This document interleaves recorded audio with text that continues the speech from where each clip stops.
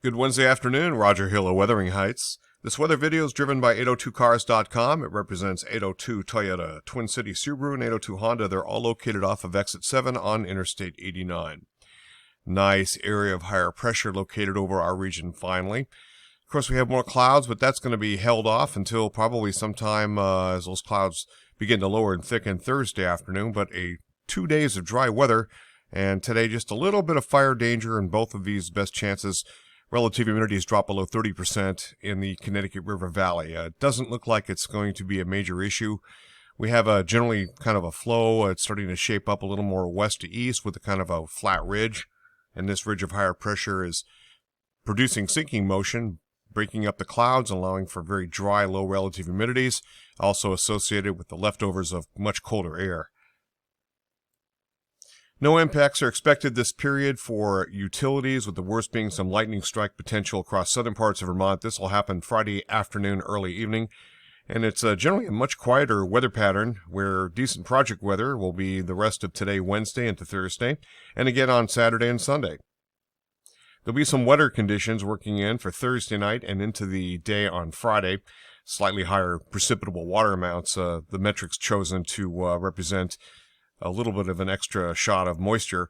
And same kind of thing will develop for Sunday night, and that'll last into Monday. But overall, not a bad period here with very little worries for utilities and otherwise. And a nice warming trend, too.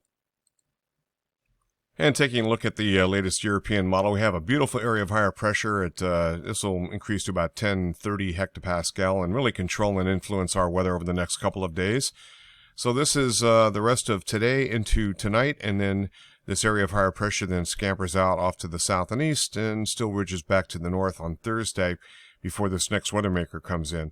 This is our next little bit of precipitation in the form of rain showers arriving, and you can see it comes in basically Thursday night after midnight and makes it into Vermont, and it's not a big deal. A little bit more of a slightly heavier amount of precipitation, moderate at times during the later part of the day on Friday, and then into Friday evening it pushes on out. There could be a couple thunderstorms in the mix there, and then a little secondary system with a little bit of leftover rain showers during the overnight period.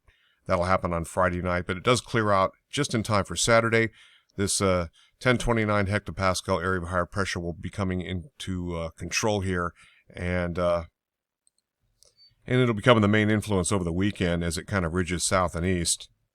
I haven't talked about this. This is actually in the tropics here, and this could be potentially a tropical depression that's going to be developing north of the Bahamas. Not going to affect anybody. European model kind of keeps it at bay. And with the westerly still active, that's going to recurve this out to sea anyway, so no worries there. This is our weather system, by the way, coming in with a decent weather situation for Saturday and Sunday. That begins to push on out, and a little bit of moisture starts to work on in. With PWatts, again, about 1 to 2 sigma, nothing major. It's about par for the course.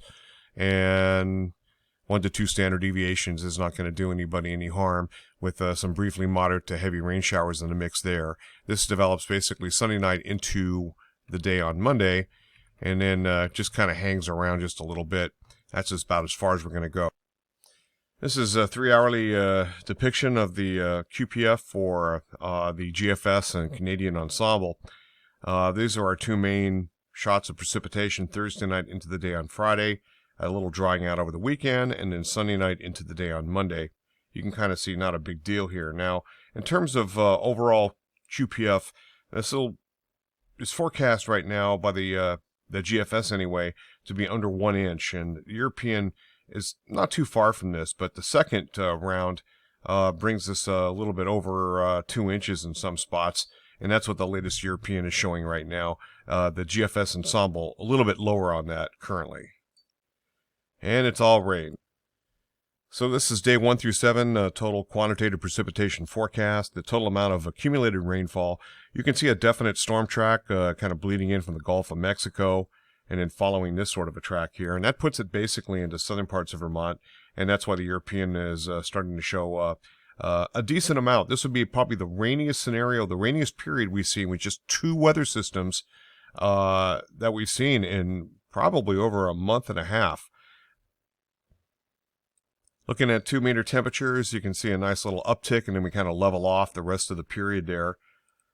And the other bit of news, looking at dew point temperatures, a little bit of an uptick here. We're in the 50-55 degree mode here. This is again centered on Montpelier, Vermont.